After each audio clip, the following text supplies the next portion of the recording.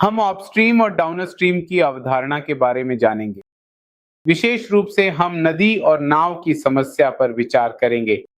इससे पहले आपको यह जानना चाहिए कि अपस्ट्रीम और डाउनस्ट्रीम शब्द आमतौर पर तब उपयोग किए जाते हैं जब कहीं प्रवाह होता है। हम इन शब्दों का उपयोग करते हैं गर्मी का प्रवाह, तरल का प्रवाह, हवा का प्रवाह, ये सभी होते हैं। इन सभी मामलों में यदि आप प्रवाह की दिशा में आगे बढ़ते हैं तो उसे डाउनस्ट्रीम कहा जाएगा। जब आप प्रवाह के विपरीत दिशा में आगे बढ़ते हैं तो उसे अपस्ट्रीम कहा जाएगा। मान लीजिए आप बी की गति ज्ञात करना चाहते हैं।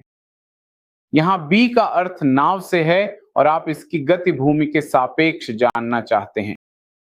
तो आप क्या करेंगे?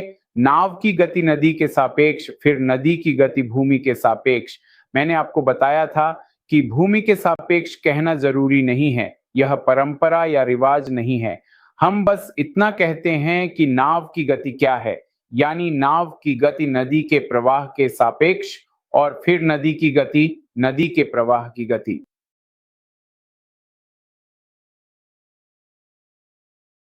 जब डाउनस्ट्रीम का मामला होता है तो नाव की गति और नदी की गति दोनों एक ही दिशा में एक साथ आगे बढ़ती है।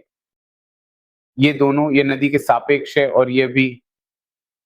अगर ये डाउनस्ट्रीम का मामला है तो आप इन दोनों को जोड़ देंगे और फिर मान लीजिए डाउनस्ट्रीम में दूरी x तय की जाती है तो समय गति के अनुसार दिया जाएगा VVR प्लस VR।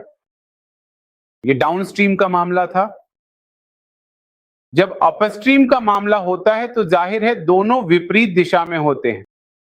यह नदी के प्रवाह की गति है और नाव ठीक इसके विपरीत दिशा में चलना शुरू करती है। इस स्थिति में शुद्ध गति नाव की नदी के सापेक्ष गति में से नदी की गति घटा कर दी जाएगी और फिर दूरी x तय करने का समय इसी से दिया जाएगा।